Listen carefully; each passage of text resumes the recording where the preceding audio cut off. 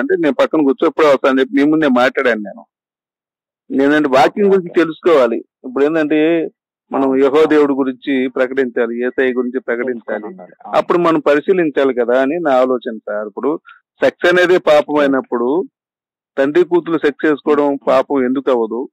ఇప్పుడు మరిది వదిన సెక్స్ చేసుకోవడం తప్పెందుకు అవ్వదు? కోడలు మామ సెక్స్ చేసుకోవడం తప్పెందుకు అవ్వదు? అలాగే ఆ దావీదు ఉంటాడు కదా, దావీదు వేరే అమ్మాయిని సెక్స్ చేసిన సైనికుని భార్యతో తన భార్యని తన కొడుకులకి అప్పగిస్తాడు. అవునా? 10 మంది భార్యని ఉపపత్తుల్ని కొడుకులు సెక్స్ చేస్తారు. మరి తల్లిని కొడుకులు సెక్స్ చేస్తున్నప్పుడు యెహోవా దేవుడు ఏం చేశాడు? 10 మందిని పైగా మిద్ది మీద అందరూ చూస్తుండగా సెక్స్ చేపిస్తాడని చేపిస్తాడు యెహోవా దేవుడు పబ్లిక్ గా. తల్లి అనేది కొడుకుతో సెక్స్ చేసుకుంటున్నప్పుడు తల్లి పడే వేదన ఏంటి? ఆ శిక్ష యెహోవా వేశాడు కదా. ఇప్పుడు సెక్స్ చేసిందేమో ఇతను చేశాడు, దావీదు చేశాడు.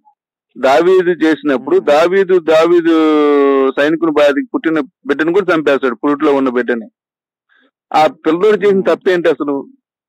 అది జన్మ తీసుకుని వచ్చాడు, అది ఎవడు సెక్స్ చేశాడా ఇంకొకటి సెక్స్ చేశాడని వాడు తెలియదు కదా. ఒక అతని వీర్యం ఒక ఆమె అందం కలిస్తేనే అతను పుట్టాడు. నా తండ్రి సెక్స్ చేస్తేనే పుట్టాలని వాడు పుట్టలేదు కదా. వాడు చేసిన తప్పే ఉంది? కళ్ళు తెరిచి తెరవగానే యెహోవా దేవుడు చంపేశాడు. తర్వాత మళ్ళీ పిల్లలు పుట్టారు, మరి వాళ్ళని ఏం చేయలేదు. అండ్ ఇంకొకటి, మరి తల్లితో దావీదు కొడుకులు పబ్లిక్ గా సెక్స్ చేస్తున్నప్పుడు తల్లి పడే బాధ, ఆ 10 మంది ఉపపత్నులు అంటే ఇప్పుడు నేనున్నాను సార్, మా నాన్నకి ఇంకొక భార్య కూడా లేదో ఇంకొక గతో ఉంటుంది, నాకు పిన్నియే కదా. పిన్ని అంటే తల్లితో సమానమే కదా. ఇప్పుడు తల్లితో సమానమైనటువంటి వాళ్ళని సెక్స్ చేస్తున్నప్పుడు యెహోవా దేవుడు ఎందుకు ఆపలేదు? లోపల గార్చాడైనా అంటే బయట గారితే ఓనర్లాగా చంపేసేవాడా? మరి అది పాపం కదా. మరి వ్యభిచారమే పాపం అయినప్పుడు తల్లితో కొడుకును బండ పెట్టడం వ్యభిచారం కన్నా ఘోరం కదా. మరి ఈ ఘోరమైన పాపం మన యెహోవా దేవుడు ఎందుకు చేశాడు? మరి ఈ యెహోవా దేవుడికి ఏం శిక్ష చేయాలి మనం? చెప్పండి సార్. దీనికి ఏ పుస్తకాలు చదవాల్సిన అవసరం లేదు సార్. ఇంగిత జ్ఞానం ఉండి చదువుకోవాల్సిన అవసరం కూడా లేదు. కనీసం న్యాయం ధర్మం ఉండి ఇంగిత జ్ఞానం ఉన్నవాడు పెంట తినకుండా అన్నం తినేవాడికి ప్రతి ఒక్కడికి అర్థమైద్ది. ఇప్పుడు మనం ఉన్నా సార్, పెంట ఉంటది తినం, అన్నం ఉంటే తింటాం, అవునా? మరి దానికి చదువుకోవాల్సిన ఏ గ్రంథం తీయాల్సిన అవసరమే ఉంటది? వ్యభిచారమే నేరమైనప్పుడు తల్లితో కొడుకుతో సెక్స్ చేస్తే కూడా మరి వ్యభిచారం అంతకన్నా ఘోరం కదా. మరి వాళ్ళని ఏం చేయలేదు ఈయన యెహోవా దేవుడు, ఎందుకు చేయలేదు? న్యాయం అనేది అందరికి ఒకేలాగా ఉండాలి కదా. మరి తల్లితో కొడుకును బండ పెట్టడం ఏంటి? యెహోవా అనేవాడు తల్లితో కొడుకు బండ పెట్టడం మరి ఎంత ఘోరం అది వ్యభిచారం కదా. మరి సుధామ గుమర్ర పట్టణాన్ని నాశనం చేసిన వాడు వీళ్ళందరినీ ఎందుకు వదిలిపెట్టాడు? మరి ఓనాను బయట గారిస్తే చంపేసిన వాడు వీళ్ళందరినీ ఎందుకు వదిలిపెట్టాడు? మరి ఇది ఏ విధంగా న్యాయం? ఇప్పుడు అదే విధంగా ఇర్మియా గ్రంథం 8వ అధ్యాయం 8-11 ఇశ్రాయేలు భార్యను అన్యులకు అప్పగించడం ఏంటి? అన్యులు చేసిన పుణ్యం ఏంటి? వీడి పిల్లాన్ని వాడి దేశంలో అప్పగిస్తే వాడు ఎందుకు ఊరుకుంటాడు? డైలీ 5-6 రౌండ్లు వేసుకుంటాడు. అవునా కదా? పైగా వీడి పొలాలు కూడా వాళ్ళకే ఎత్తున్నాడు. అన్యులు ఇశ్రాయేలు పొలాలు తీసుకెళ్లి అన్యులకు అప్పగించాడు. పైగా ఆయన ఏమంటాడు? ఈ భూ ప్రపంచంలో నేను ఇశ్రాయేలు మాత్రమే ఎరిగి ఉన్నాను అంటాడు ఆయన. వీళ్ళే నా సొంత జనాంగం అంటాడు ఆయన. మరి సొంత జనాంగాల భార్యనే తీసుకెళ్లి అన్యులకు అప్పగించినప్పుడు మన భార్యలు మనం ఎంత అండి వాళ్ళకి, ఆయనకి? మన అన్యులు మాత్రం చెప్పాలంటే ఆయన అన్నాడు కదా, ఈ భూ ప్రపంచంలో నేను ఇశ్రాయేలు మాత్రం ఎరుగు ఉన్నాను, ఇశ్రాయేలే నాకు సొంత జనాంగం. ఈ ఇశ్రాయేల్ సైన్యాధిపతి యెహోవా అంటాడు ఆయన. చదివారు ఎప్పుడైనా? మరి ఇశ్రాయేల్ సైన్యాధిపతి యెహోవా ఇశ్రాయేల్ భార్యను అన్నిటికి అప్పగించడం ఏంటండి? అన్యులు చేసుకున్న పుణ్యం ఏంటి? ఇశ్రాయేల్ చేసుకున్న పాపం ఏంటి? ఆయన నమ్మి ఐగుప్త దేశం నుంచి రావడమేనా? అసలు ఉమ్. ఐగుప్తు దేశంలో బందీలుగా ఉంచింది యెహోవా కదా. ఒక దుర్మార్గుని అవును, తీసుకెళ్లి అది కరెక్టే. మరి నువ్వు దుర్మార్గుడి చేతికి నీ జనంగా నువ్వు అప్పగించి, పైగా నేను వాళ్ళని రక్షిస్తా అని చెప్పి కలరిచ్చి, నేను వాళ్ళ పితరుల దేవుణ్ణి అని చెప్పి మోసేని పంపించి, ఆ పైగా ఐగుప్తు దేశంలో వాడు ఒప్పుకునేవాడు. ఇది అరే బాబు నేను యెహోవా దేవుణ్ణి, ఈ సృష్టికర్త నేనే, వాళ్ళు నా జనాంగమే పంపి అంటాడు. అసలు నా జనాంగం ఏంటి అసలు? ఈ సృష్టికర్త ఒకడైనప్పుడు నువ్వు నేను అందరూ ఆయనకే కదా ఆయన సృష్టిలో భాగమే కదా. అవును. నువ్వు వేరు నేను వారు కాదు కదా. పైగా ఒక వచనం ఉంటది, ఆడంత ఈజీగా ఒప్పుకుంటే నా మహిమ ప్రపంచానికి అట్ట చాటి చెప్పబోతాను నేను. అందుకని చెప్పి వాడి హృదయాన్ని కఠినపరిచి అని చెప్పి అతని హృదయాన్ని కఠినపరిచి తెగులు తెప్పించి ఆ దేశం మొత్తం నాశనం చేస్తాడు యెహోవా దేవుడు. అవసరం ఏముంది? అవును, అవును. ఉం? సో నేను మీకు ఈ విషయాలకు నేను యాక్చువల్లీ ఆన్సర్స్ ఇస్తానండి. నాకు కొంచెం టైం ఇవ్వండి దీనికి, ఎందుకంటే నేను యాక్చువల్లీ ఒక మీటింగ్ ఈ రోజు ఈవినింగ్ సెషన్ ఉంది కాబట్టి దానికోసం ప్రిపరేషన్ లో ఉన్నా. సో సార్ మీరు పర్సన్ ఉన్నారు కదా,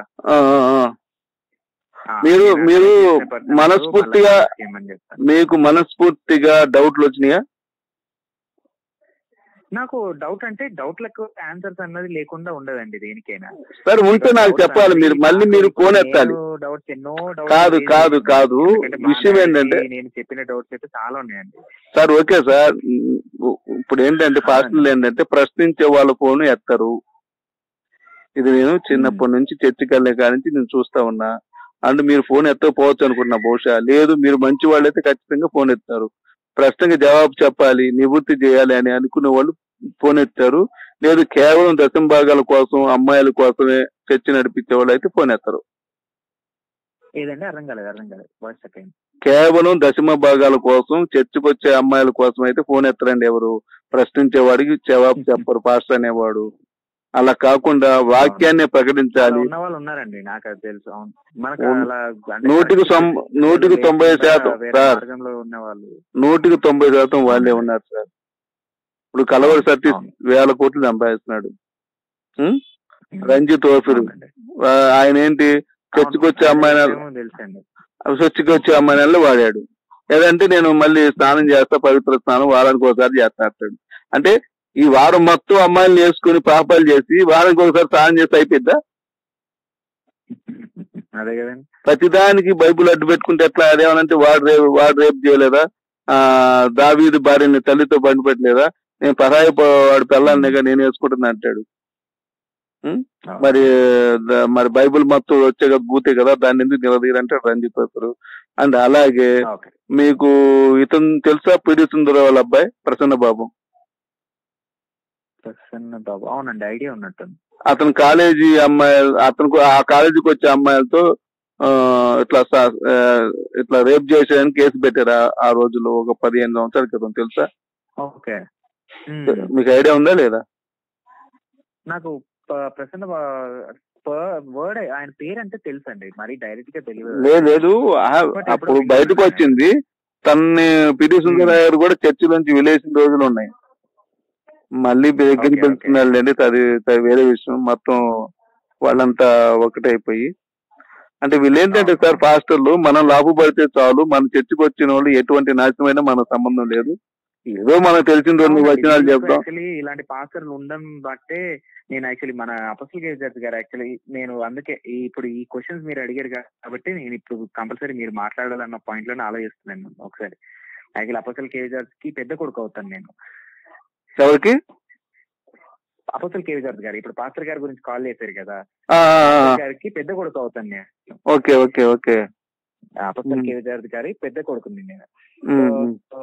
నేను ఈ విషయాలు ఇప్పుడు మీరు అడిగిన క్వశ్చన్స్ అన్ని ఒక న్యాయమైన క్వశ్చన్స్ అంటే మన క్రిస్టియన్ ప్రజలకు వచ్చే క్వశ్చన్ కంటే అన్యులైన ప్రజలకి ఇంకా గట్టిగా వచ్చే క్వశ్చన్స్ ఇవి. వీటికి ఆన్సర్స్ అన్నది ఇవ్వగలిగే ఒక సెమినార్ సెట్ చేయగలిగితే అది యాక్చువల్లీ చాలా బెటర్ అండి. ఎందుకంటే ఇప్పుడు ఇలాంటి క్వశ్చన్లు మీకు వచ్చే ఇదే క్వశ్చన్లే ఎన్నో ప్రజలకు వచ్చి ఉంటాయి ఇప్పటి వరకు. కానీ దీనికి కరెక్ట్ అయిన జవాబు చెప్పడానికి వేరే పాస్టర్లు ఒప్పుకోరు, ఎందుకంటే వాళ్ళు చేసిన పాపాలే వాళ్ళకి గుర్తొస్తుంది చెప్పడానికి. ఇప్పుడు ఇప్పుడు చెప్పినట్టు రజనీ తోఫర్ గారు ఈ వాక్యం ఇప్పుడు మీరు అడిగిన క్వశ్చన్లకి ఆన్సర్ చెప్పలేరు, ఎందుకంటే ఆయన విషయంలో ఆయనకున్న పాపాలు ఉన్నాయి కాబట్టి ఆయన ఆన్సర్ ఎలా చెప్తారు. సో ఈ విషయానికి నేను పాస్టర్ గారితో ఇప్పుడు ఈ రోజు సాయంత్రం సెషన్ అయిపోయిన తర్వాత ఒకసారి పాస్టర్ గారితో మాట్లాడి ఈ విషయాలకు నేను డైరెక్ట్ మీకు ఆన్సర్ వచ్చేటట్టు నేను చేస్తాను. మీరు సీరియస్ ఉన్నారా డిస్కస్ చేయడానికి? ఏదండి, నాతో డిస్కస్ చేయడానికి సీరియస్ గా ఉన్నారా? యా, ఇది చాలా మంచి టాపిక్ అండి. ఇది యాక్చువల్లీ ఒక డిస్కస్ చేయాల్సిన ఒక మంచి టాపిక్.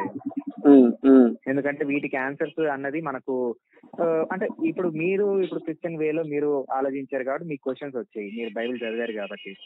ఇదే విషయం ఇప్పుడు వేరే పీపుల్ అంటే మన క్రిస్టియన్స్ కానీ వాళ్ళు చదివిన తర్వాత ఇలాంటి దేవుడిని నేను వీళ్ళు ఆలోచించాను ఒక పాయింట్ వస్తుంది, ఇక్కడ న్యాయం లేదు అన్న పాయింట్ లో వస్తుంది కాబట్టి.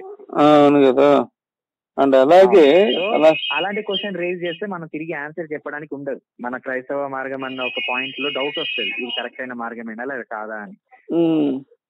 ఎందుకంటే విషయాలకి చాలా సీరియస్ గానే ఇంపార్టెన్స్ గా ఆన్సర్స్ ఇవ్వాలి. ఎందుకంటే మనం వెళ్ళేది హిందువుల దగ్గరికి వెళ్తాం వాక్యం చెప్పడానికి, ముస్లిం దగ్గరికి కూడా వెళ్ళాం, మన వాళ్ళు ఎవరు వెళ్ళరు. అవును, వెళ్తే వాళ్ళు పోస్ట్ చేతిలో పెడతారు. హిందువులు ఏంటంటే అంతా సమానం, బొంగు భాషను ఏముందిలే అనుకుని వాళ్ళు గొర్రెలాగా వస్తారు మన దగ్గరికి. బట్ ఇది సీరియస్ డిస్కషన్ అండి, ఇది యాక్చువల్లీ సీరియస్ డిస్కషన్ గానే పెట్టాలి. నేను ఈ విషయానికి యాక్చువల్లీ మన టీమ్ కి మాట్లాడి నేను మీరు స్టాఫ్ నంబర్ కూడా ఒకసారి తీసుకున్నారు కదా, అదే 37 నంబర్, ఆ 37 నంబర్ కి మీరు మాట్లాడి ఒకటి చేయండి. నేను యాక్చువల్లీ కర్నూలులోనే ఇది ఒక సెమినార్ గా అరేంజ్ చేసేటట్టు ప్లాన్ చేస్తాను నేను. చూడండి సీరియస్ గా, ఎందుకంటే ఇప్పుడు నిజంగా సార్ ఏదైనా కూడా నిజం తెలియాలి అనే దానికి ఖచ్చితంగా మనం కట్టుబడి ఉండాలి. ఎందుకంటే మనం దొంగలం కాదు, దోపిడీదారులం కాదు. మంది ఉన్నారండి తప్పుగా తీసుకెళ్లే పాసలు, ఎంతో మంది ఉన్నారు కాబట్టి నిజమైన విషయం అన్నది బయటకు పోతేనే ఈ తప్పు అన్న విషయం కప్పగబడుతుంది. లేదంటే వీళ్ళు తప్పు చేసుకుంటేనే వాక్యం చెప్పుకుంటా పోతున్నారంటే ప్రజల దృష్టిలో తప్పు చేసినా పర్లేదు వాక్యం చెప్పి వాళ్ళు చెప్పుకుంటా పోతారన్న పాయింట్ లో ఆలోచిస్తారు ఎవరైనా. బట్ ఈ మీరు చెప్పిన పాయింట్లన్నీ కరెక్టేనండి. ఈ విషయంలో మనం న్యాయం ఏంటి అనే ఒక పాయింట్ లో ఆన్సర్ తీయాల్సి వస్తుంది. సో నేను కంపల్సరీ ఈ విషయం సీరియస్ డిస్కషన్. అంటే మీకు యేసువారు కూడా నేను చదివిన దాన్ని బట్టి మనుషుల పాపాలకి యేసువారు చనిపోవడానికి ఎటువంటి సంబంధం లేదండి. మీకు ఎలా అంటే మీకు మత్తయి సువార్త 27వ అధ్యాయము 48 నుంచి 50 చూసుకోండి ఒకసారి. ఆడ ఏడుస్తాడు ఆయన, ఏలి ఏలి లామా సాక్కాని అని బిగ్గరగా కేకలేస్తాడు ఆయన. అవును, అంటే నా దేవా నా దేవా నా చేయిందుకు విడిచితివి అని అర్థం అనమాట. అవును, అలాగా 3 గంటలు ఏడ్చి బిగ్గరగా ఏడుస్తాడు ఆయన. అవును, ఏడుస్తూ ఎదురు చూస్తాడు, రక్షించవయ్యా నాకు బతకాలని ఉంది అని. చనిపోయేవాడు ఏడబడండి. మీకు అల్లూరి సీతారామరాజు ఉన్నాడు కదా, ఆయన స్వతంత్ర పోరాటం కోసం తన దొరికిన తర్వాత బ్రిటిష్ వాళ్ళకి కొండేల మీద కాల్చమని తను వస్త్రాన్ని చింపుకొని చూపిస్తాడు పారిపోకుండా. సుభాష్ చంద్రబోస్ ఉన్నాడు కదా, అవును, ఆయన స్వతంత్రం కోసం ఉరికొయ్య ఎక్కుతాడు, అతనే బిగించుకుంటాడు ఉరికొయ్య ధైర్యంగా. ఓకే, అవును. కానీ ఈయన ఇక్కడేంటి, నా దేవా నా దేవా నా చేయిందికి విడిచితివి అంటాడు. వీలైతే ఈ గిన్నె నా నుండి తప్పుంపు అంటాడు. ఓకే, అవును. అండ్ సార్ ఇప్పుడు ఎవరికైనా శిక్ష పడితే, ఇప్పుడు కోర్టులో శిక్ష వాదన జరుగుతాయండి. ఒక ఖైదీకి శిక్ష ఖరారైపోయింది. అప్పుడు జడ్జి శిక్ష సంగతి చెప్తాడు, మొత్తం ఇన్ని పేజీల ఇది అని చెప్పి చదువుతాడు. అతను నువ్వేం పాపం చేసావు చెప్తాడా, బాబు నువ్వు ఒక అమ్మాయిని రేప్ చేసావు, లేదా 10 మంది చావు కారణం అయ్యావు, లేదా ఒక ఇల్లు తగలబెట్టావు, అక్కడ మనుషులు చనిపోయారు అని వాదోపవాదం జరిపి, ఇదిగో నిన్ను ఫలానా రోజు నీకు ఉరిశిక్ష చేస్తున్నావు, నీ ఆఖరి కోరిక ఏదైనా ఉంటే చెప్పు అంటారు. అవునా? అంటే వాడి చావు అనేది ఏంటి అనేది అర్థం అవుతుంది, ఎందుకు చనిపోయాడు అనేది ప్రపంచానికి తెలుస్తుంది, ప్రజలకు తెలుస్తుంది. అవునా?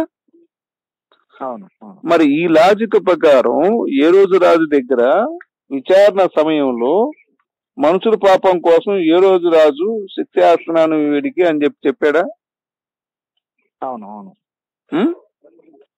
ఒక సెకండ్ అండి. అబ్బా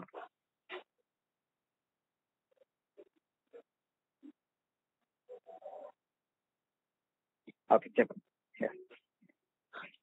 ఇప్పుడు విచారణ క్రమంలో ఆడేముంటది, ఇతను యూదుల రాజుని అంటున్నాడు, ఇతను దేవాలయాన్ని కూర్చి కాబట్టి అది మన ధర్మశాస్త్రం విరుద్ధం దేవుడు అని చెప్పుకుంటున్నారని చెప్పేసి అంటున్నాం.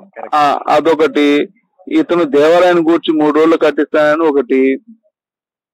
అవును, నేను దేవాలయం కన్నా గొప్పవాడిని అని ఒకటి.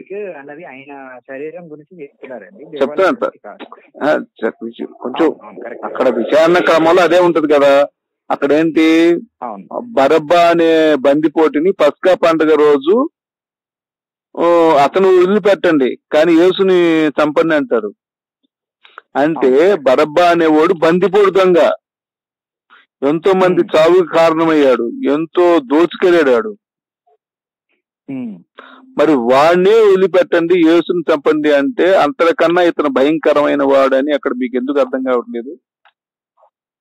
అసలు ఎందుకంటే బరబ్బాని రిలీజ్ చేయడానికి ఒక కారణం, ఎందుకంటే బరబ్బా యాక్చువల్లీ వీళ్ళ ఇజ్రాయెల్ ప్రజల కోసం ఉన్న ఫ్రీడమ్ కోసం ఫైట్ చేసిన ఒక పర్సన్.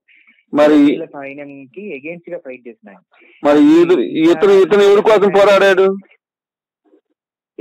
యేసు వారు దేనికోసం పోరాడినట్టు? మరి ఇతను కూడా ఫ్రీడమ్ ఆఫ్ ఇజ్రాయెల్ గురించి పోరాడారు. కానీ యేసు వారు ఉన్న డిఫరెన్స్ ఏంటంటే, బరబ్బా ఫ్రీడమ్ ఆఫ్ ఇజ్రాయెల్ కోసం పోరాడినప్పుడు ఆ ప్రీస్ట్ యాజకులు ఏం చేశారంటే బరబ్బాకి సపోర్ట్ చేసే వాళ్ళని మాత్రమే లోపలికి పంపించారు అప్పుడు. అందుకని ఆ లోపల, ఎందుకంటే ఇది మనకు అక్కడ తెలియదు, బైబిల్లో కనిపించదు, కానీ హిస్టరీ ఇజ్రాయెల్ హిస్టరీ మనం తీసేటప్పుడు అక్కడ కనిపిస్తుంది మనకు.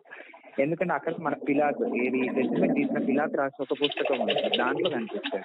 వాళ్ళు ఏం చేశారంటే యాజకులు వాళ్ళకు అవసరమైన వాళ్ళ చెప్పిన న్యాయంని సపోర్ట్ చేసే వాళ్ళని మాత్రమే లోపలికి పంపించి యేసు వాళ్ళని సపోర్ట్ చేసే వాళ్ళందరూ బయట పెట్టారు అప్పుడు.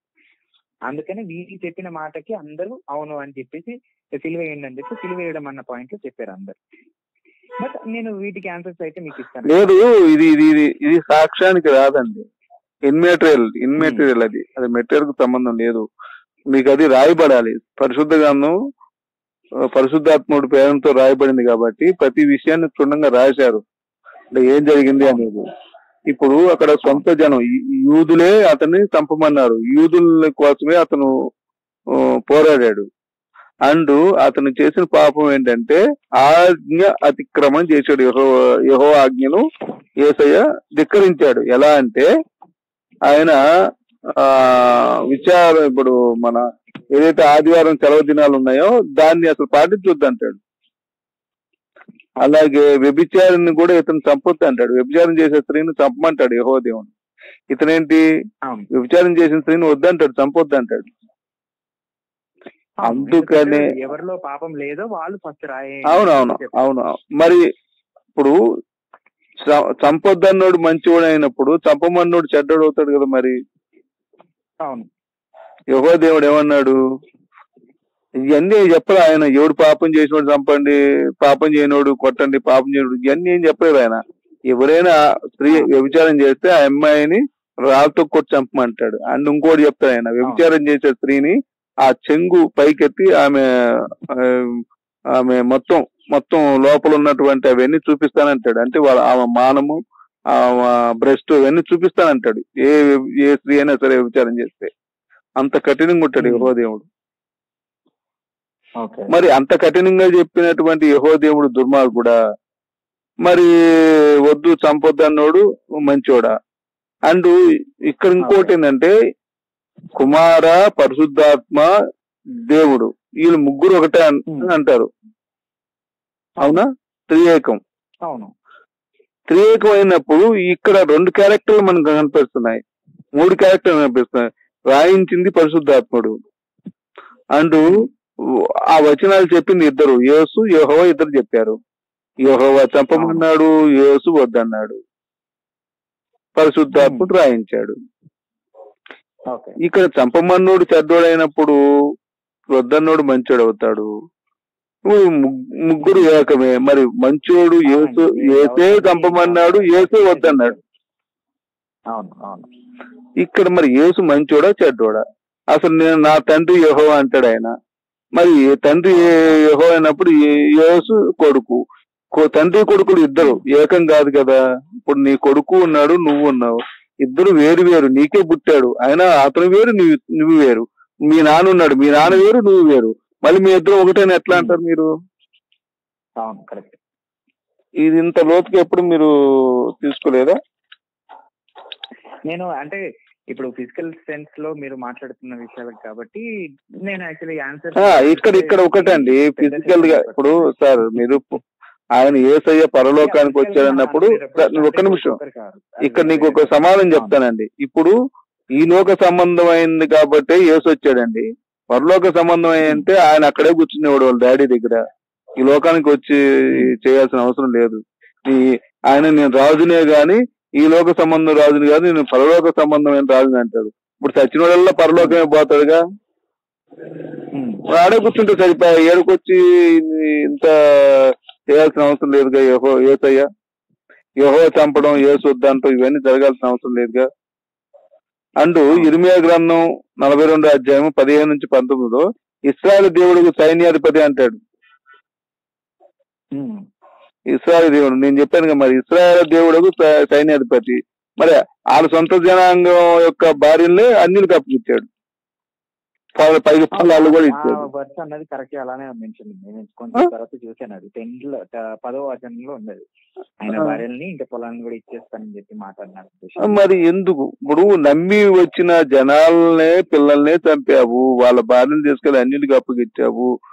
ఒకసారి 10 ఆజ్ఞలు రాసేటప్పుడు పైకి వెళ్ళిన తర్వాత మోషే కింద వాళ్ళు 10 ఆజ్ఞలు రాయించడానికి 40 రోజులు పట్టింది, కానీ సృష్టించడానికి 7 రోజులే పట్టింది. 10 ఆజ్ఞలు వేయాలంటే దేవుడికి ఒక క్షణం కూడా చాలదు, క్షణం కూడా అక్కడ వేస్ట్ నాకు తెలిసి ఆయనకి. మరి 40 రోజులు అక్కడ రాస్తా ఎందుకు కూర్చోవాలి? ఇక్కడ తెచ్చినటువంటి బంగారం ఇప్పుడు వీళ్ళు ఇస్తారు ఐగుప్తు దేశంలో, మేము మా దేవుడికి పండుగ చేసుకుందాం అంటే బంగారాన్ని ఇస్తారు. అంటే అక్కడ వాళ్ళ ప్రజలకి వీళ్ళకి అంత రేప ఉందంటే అంత ప్రేమగా చూసుకుంటున్నారు. ఇప్పుడు నేను ఉన్నానండి, నేను పరిచయం మీకు, సార్ నేను మా దేవుడికి పండుగ చేయాలండి, 1 కేజీ బంగారం అండి అంటే ఇస్తారా? 1/2 గ్రాము కూడా ఇవ్వరు. వాళ్ళు మరి కేజీలు బంగారం ఇచ్చారు. అక్కడ వాళ్ళు లేగదూడు చేసుకున్నందుకు, అప్పుడు లేగదూడు చేసుకున్న దాకా ఊరుకుంటాడు యెహోవా దేవుడు. నువ్వు వాళ్ళు వెళ్ళి లేగదూరం చేసుకుని దేవుని చేసుకున్నారు, నన్ను కాక వాళ్ళని కొలుతున్నారు, చంపుకో అంటే ఇతను వచ్చి చంపేస్తాడు. ఆ చేయించిన వాళ్ళన్న మోసే వాళ్ళన్న వాడిని వదిలిపెడతాడు, మిగతా అమ్మాయికులందరినీ చంపుకుంటూ వెళ్తాడు మొలకి కత్తి కట్టుకొని. ఈ కొన మొదలు ఆ కొన దాకా చంపుకుంటా పోతాడు.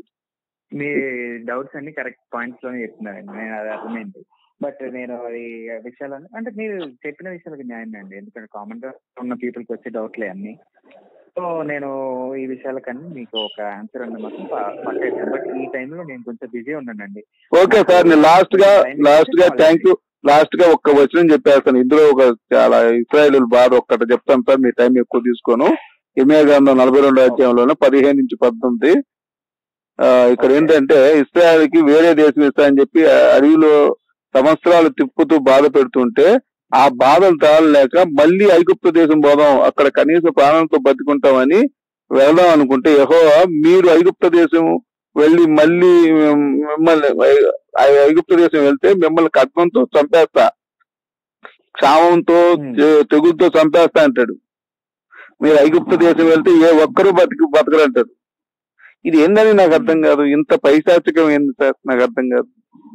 వాళ్ళు ఏదో నువ్వే అప్పగించావు, ఐగుప్తు రాజుకు నువ్వే అప్పగించావు, వీళ్ళు తప్పు చేశారు, పాపం చేశారు, అరే నువ్వు ఇంత దుర్మార్గుడు కాబట్టి రోజుకో మనిషిని తినేరు దుర్మార్గుడు కాబట్టి వీళ్ళు తింటా అని చెప్పి అప్పగించావు, మళ్ళీ నువ్వే తీసుకొచ్చావు. అక్కడ ఏంటి వాళ్ళు పాపం ఆ ప్రజలతో కలిసి బతుకుతున్నారు. వాళ్ళు మంచిగా బతుకున్న వాళ్ళని తీసుకొచ్చి నీకు ఏదో పాలు తేనె ప్రవహించే దేశాన్ని ఇస్తానని చెప్పి ఒక్కరిని తీసుకెళ్లకుండా అందరినీ చంపేశావు. కానాన్ దేశం ఇద్దరు తప్ప ఇంకొకరు లేరు. పైగా అప్పుడు కానాన్ దేశంలో ఉన్న వాళ్ళని మొత్తం చంపించావు, ఎందుకంటే ఇశ్రాయేలు వస్తున్నారని చెప్పి. అక్కడ కానాన్ దేశంలో ప్రజలు నాశనం అయిపోయారు, యెహోవాను నమ్మి మోషేను నమ్మి వచ్చిన వాళ్ళు నాశనం అయిపోయారు. చివరికి ఏం న్యాయం జరిగింది ప్రజలకి? ఇప్పుడు ఇదంతా చేసుకొని మనం బాప్తిజం తీసుకొని చర్చికి వస్తే మనకేం న్యాయం జరుగుద్ది అనేది కూడా నా డౌట్ వస్తుంది సార్. దీనికి మీ న్యాయంగా మీరు చదువుకున్న వాళ్ళు బెస్ట్ వ్యక్తి నాకు తెలిసి, మీరు సీరియస్ గా దీన్ని డిస్కస్ చేస్తానంటే నేను మీతో డిస్కస్ చేయడానికి 40 రోజులు కాదు సంవత్సరం నేను రెడీగా ఉన్నాను. అండ్ లేదు మీరు యూట్యూబ్ లింక్ ఉంటే మీకు యూట్యూబ్ లింక్ ఉంటే ఆ యూట్యూబ్ లింక్ ద్వారా నేను వస్తా. లేదు మన వాళ్ళది వేరే ఛానల్ ఉంది నాకు తెలిసిన వాళ్ళది, మీకు నేను లింక్ ఇస్తా, రండి మాట్లాడుకుందాం. మీరు ఫేస్ చూపించొద్దు, జస్ట్ మాట్లాడుకుందాం. బాగుండదు. మీకు దేనికైనా నేను రెడీ ఉన్నా. నా నంబరే కదండి, నా నంబర్ కి మీరు మిగతా డీటెయిల్స్ నాకు నార్మల్ గా వాట్సాప్ లోనే పెట్టండి ఏదైనా. నేను పక్క ఇది ఓకే. మీతో పాటు 2-3 పాస్టర్లు తెచ్చుకోండి. ఏదండి? మీరు మీతో పాటు 2-3 పాస్టర్లు తెచ్చుకొని డిస్కస్ చేద్దాం. అంటే లైవ్ లింక్ అండి. నాకు యాక్చువల్లీ మెయిన్ డాడీ ఉంటే సరిపోతుంది నాకు, ఎందుకంటే సరే మీ నాన్న ఒప్పుకుంటాడా విషయాలకి? ఏదండి? మీ నాన్న ఒప్పుకుంటాడా డిస్కస్ చేయడానికి? యా, తప్పకుండా ఒప్పుకుంటారండి. ఎందుకంటే ఈ డౌట్ అన్నది ఒక కామన్ పీపుల్ కి ఉండే విషయమే కదా, మనం క్లారిఫై చేయడం అన్నది మనకు క్రిస్టియన్ వేలో ఉన్న ఒక విషయమే. Thank you sir. వాళ్ళు ఇలాంటి విషయాలు నేర్పించడానికి ఉన్న వాళ్ళే కదా. థ్యాంక్ యూ సార్, నిజంగా ధన్యవాదం చెప్తున్నా మీకు. చాలా మంచి వ్యక్తి. నేను ఎంతో మంది, కనీసం ఇప్పటికి 900-800 మందిని పాత్రలతో నేను డిస్కస్ చేయడం జరిగింది. వాళ్ళు అరుదుగా ఉన్న వ్యక్తి అండి మీరు. మీకు చాలా ధన్యవాదాలు. మీరు చాలా విషయాలు ఒప్పుకున్నారు. మీకు మంచి చెడు జ్ఞానం తెలుసుకోవాలనే ఆకాంక్ష, జిగుర్చ ఉన్నాయి. దీని ద్వారా మనం డిస్కస్ చేద్దాం. ఇందులో నేను మిమ్మల్ని ఎటువంటి దూషణ లేదు, మీరు నన్ను దూషణ లేదు. ప్రపంచానికి బైబిల్ వెలుగు లేదు అలా ఏం లేదండి. ఎందుకంటే మనకు డౌట్స్ అన్నది వచ్చినప్పుడు క్లారిఫై చేసుకోవాల్సింది అన్నది మనం స్కూల్లో చేసే పనే కదండి. డౌట్ వస్తేనే క్లారిఫై చేసుకుంటాం. ఇప్పుడు కూడా డౌట్ వస్తేనే మన క్లారిటీ వస్తుంది. ఎంతమంది ఉంటారు సార్ మన దగ్గర, మన చర్చిలో? ఏదండి? మన చర్చిలో ఎంతమంది ఉంటారు విశ్వాసులు? మనకి 80-90 మెంబర్స్ వరకు అలా గ్యాదర్ అవుతూ ఉంటారండి ఆఫ్లైన్ లో. మామూలు చర్చిలోకి వచ్చేవాళ్ళు. ఓకేలే, పర్వాలేదు. ఓకే సార్, ధన్యవాదాలు మీ టైం తీసుకున్నందుకు. సారీ, మీరు నిజంగా ఎందుకంటే మంచి వాళ్ళు కాబట్టి మీ ఎక్కువ టైం తీసుకున్నాను. ఓకే, మీ నెంబర్ ఫీడ్ చేసుకుంటాను మా పిఏ ద్వారా. మీకు లైవ్ లింక్ ఇస్తాను. ఈ రోజంటే డిస్కస్ పెడదాం, లేదు రేపంటే రేపు పెడదాం. మనం ఖచ్చితంగా తిరిగి సీరియస్ గా డిస్కస్ చేద్దాం. ఇంకొకటి దోషంలు ఏమి ఉండవండి, మేము ఉన్నది అడుగుతాము. మీకు తెలిసింది చెప్పండి. ఓకేనా? Thank you. అండ్ ఇంకొకటి సార్, ఇప్పుడు మీకు ఒక విషయం తెలిసిందా? ఒక చర్చిలో ఒక పాస్టర్ ఒక అమ్మాయి నుంచి వైద్యం లేట్ అలా చేసిన తర్వాత చనిపోయింది అమ్మాయి. బీబీ ఇది న్యూస్ వచ్చింది. కాబట్టి ఈ జబ్బు తగ్గటం ఇలాంటివన్నీ కూడా దేవుడికి వదిలేయకూడదండి. ముందు వైద్యం చేయించుకోమని చెప్పండి ఫస్ట్. ఎవరికైనా ఈ జబ్బు తగ్గుద్ది, ఆ జబ్బు తగ్గుద్ది, ఏది తగ్గదండి, వైద్యంతోనే ఉంటది. ఎందుకంటే టైం వేస్ట్ అవుద్ది అనమాట. ఈ పాస్టర్లు చాలా మంది ఏం చేస్తారంటే, మీకు ఏ జబ్బున్నా మా దగ్గర రండి, మేము వైద్యం చేస్తాం అంటే మీ ప్రార్థన చేసి తగ్గిద్దని ఒక మభ్య పెడతారు. అప్పుడు ఏంటంటే, ఇప్పుడు డెంగ్యూ వచ్చిందండి, టైం అయిపోయింది, చనిపోతారు. అంటే హాస్పిటల్కి వెళ్ళే టైము పాస్టర్ దగ్గర కలపటం వల్ల వాళ్ళ ఆయుష్ పాస్టర్లో తీసేస్తారు. వీళ్ళు డబ్బుల కోసం ఏదైనా జరుగుద్ది అంటాడు, ఏమీ జరగదండి. మీకు మంచివాడు కాబట్టి నేను చెప్తున్నాను, ఆ పాపం మనం కట్టుకోవద్దు. ఓకేనా? ఇప్పుడు ఏడుస్తుంది అనుకోండి, ఏడుస్తుంది అని తగ్గిద్ది అంటాడు. మరి మీరు ఎక్కించుకోండి, మీరు ఎక్కించుకుంటే మనం ప్రార్థన చేద్దామంటే ఇంకా గైపు బుల్లెట్ కూడా దొరకడు ఇంకా అతను. అంటే తనకు తగ్గదు, తనకి ఏసే తగ్గించరు. కానీ వచ్చే పాస్టులు వచ్చే అమాయక జనాలకు మాత్రం తగ్గిద్దని మొదలు పెడతాడు. ఇది ఎంతవరకు న్యాయం సార్? వాళ్ళ ప్రాణాలే ప్రాణాలా, ఇతరుల? Right sir, thank you. Right లేదు మిమ్మల్ని నేను నిజంగా అడ్మైర్ చేస్తున్నాను మిమ్మల్ని. ఓకేనా? Right, thank you. బాయ్.